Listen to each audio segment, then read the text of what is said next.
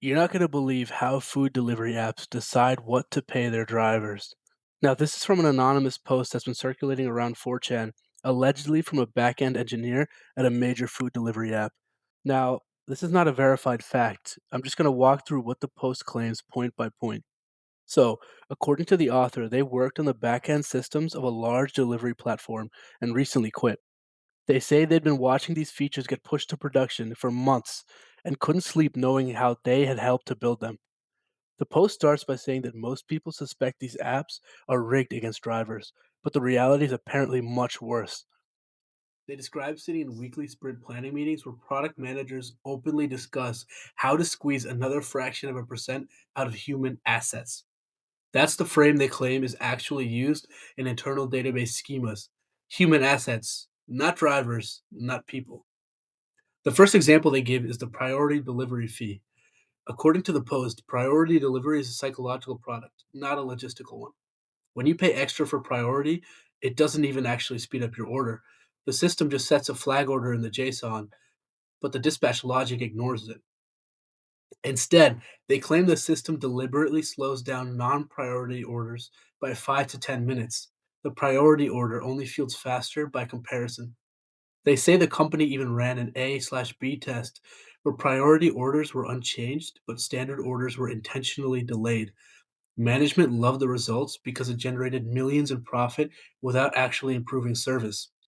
All it did was just make the default experience worse. Then the post moves on to what the author says finally made them quit.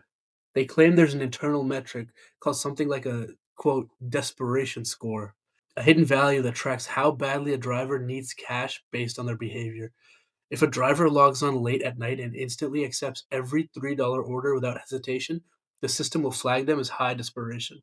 Once that happens, the algorithm deliberately stops showing them the higher paying orders. The logic, according to the post, is simple. Why offer someone $15 for a run when you know they'll do it for 6? The better paying orders are saved for casual drivers, people who don't accept everything, just to keep them engaged and to gamify their experience. Meanwhile, full time drivers slowly get ground into dust. Then the post talks about fees that appear on customer bills, things like driver benefit fee or regulatory response fee. The wording is designed to make customers feel like they're helping workers. But according to the author, that money doesn't even go to drivers at all. It goes into a general corporate fund used for lobbying and legal defense.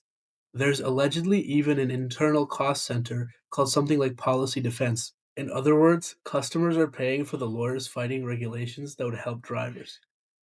The post then moves on to tipping.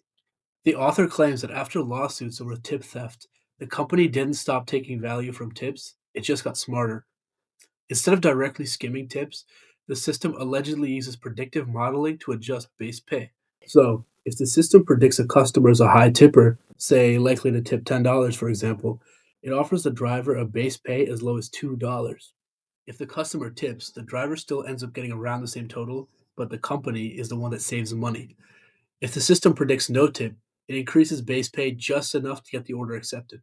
The result, according to the post, is that customer generosity doesn't reward drivers, it only subsidizes the platform. The post ends by saying this is essentially tip theft 2.0, not technically illegal this time, just optimized. And finally, it closes out with the author saying they're drunk, angry, and posting this just before it gets taken down. If this is true, this means that every food delivery order that we place is actually just stealing from drivers and feeding into this vicious vampiric system. Maybe now we'll all think twice before we decide to get that taco or ramen delivered to our house.